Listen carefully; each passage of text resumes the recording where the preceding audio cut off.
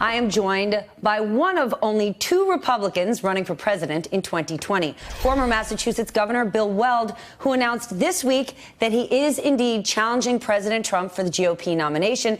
Governor, thank you for joining me on this very important morning. I want to start with what I was just speaking about with Hans Nicholas. Given what we know about Russian interference in 2016, is the credibility of our next election at risk? Well, I think we can set up the cybersecurity attacks. The thing that leapt out at me from the Mueller report was the volume 2, the treatment of whether the president obstructed justice. And, you know, that part of the report confirmed for me what I already knew, is that this man is a one-man crime wave. He instructed senior legal officials, senior national security, senior intelligence officials to lie. He actively sought out and suborned perjury. That is obstruction of justice, and the president is very fortunate that, in substance, Bob Mueller gave him a mulligan. That's a golf term, so I know the president will understand that. But he said, no, I can't charge the president because there's this legal opinion from the Justice Department in 2000 that says the president cannot be charged. I actually don't go along with that legal opinion. If that were true, then the president could defeat the statute of limitations by just getting reelected, and he would not ever be able to be charged, even though the Constitution says that a president remains liable to indictment and prosecution and punishment after he or she leaves office. Well, if Bob Mueller went just up to the gate and didn't go through, but if you read the Mueller report and you say, God, the president's conduct is abhorrent. He behaved like a mob boss before he was elected, and we know he won. If he behaved that way while he's in office, is conduct the right thing for you and others to go after in trying to win the nomination? Oh, absolutely. I mean, on the one hand, you have legal counsel saying you can't charge the president. On the other hand, you have a unanimous Supreme Court in the United States versus Nixon saying the president is not above the law. No person is above the law. We want to have a government of laws and not of men. Donald Trump wants a government of caprice and a cult of personality and everyone responding to him and loyal to him and not to the law. That is criminal conduct, and it is impeachable conduct. I'm not saying the House should go there, but it just couldn't get any worse. Okay, you're not saying the House should go there, so what are you saying the House should do?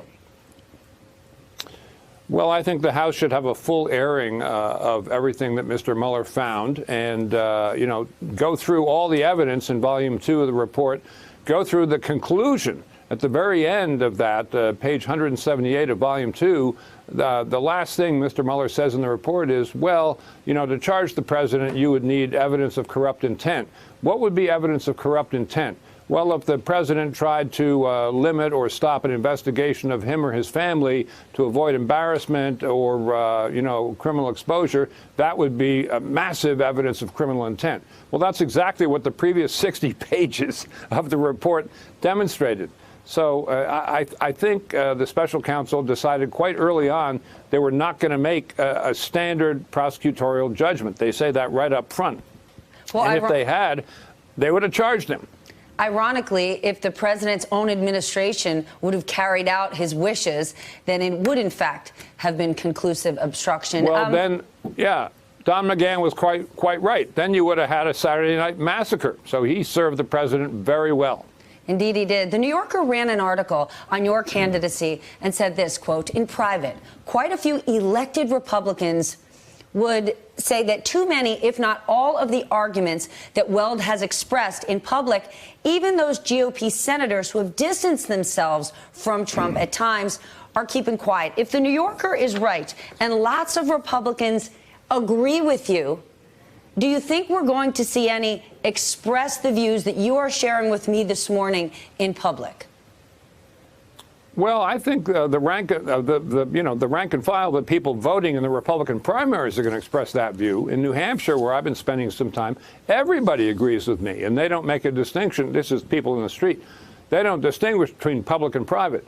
In Washington, everybody agrees with me. This is people I talk to, so they're my friends. And a lot of these senior people are my friends. I've worked with them over the years as a Republican. They agree with me in private, but they just don't want to rock the boat because it's too much trouble. And, you know, the president calls himself a counterpuncher. He doesn't wait for a punch. He's not a counterpuncher. He's just vindictive. And everyone in Washington knows that. In the run-up to the release of the Mueller report, the headlines that I read the most were everyone's terrified of the president's wrath. You know, it's the bullying, acting like a baby. I have to have my way. I'm going to make it tough for you. And when that's coming from the president of the United States, it has a certain credibility. That's what's scary to me. Well, and the only way you beat a bully is to face off against him. Tell me, in the last 24 hours. That's why I raised my hand. Tell me, in the last 24 hours, have you had conversations? Have Republicans in office called you about that boat they don't want to rock? Do they think it's a little unsteadier today? 3 senior Republicans I've had that conversation with, but they're not now in office in Washington. They're out in the states. People in Washington, how do you think they're taking this? Republicans? Well, I don't really know. And, you know, I try never to ask anyone to do something that's not in their own political interest.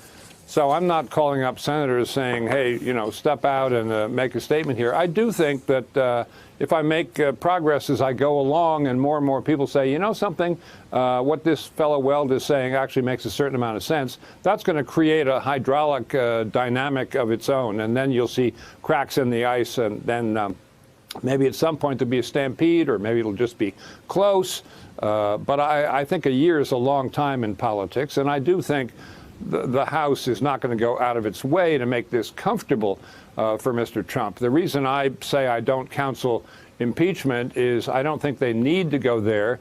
And I think as a political matter, the president would not be convicted in the Senate. So you could have a situation next year where the House looks like a bunch of bullies and the president looks like he was, you know, they attempted to railroad him out of town.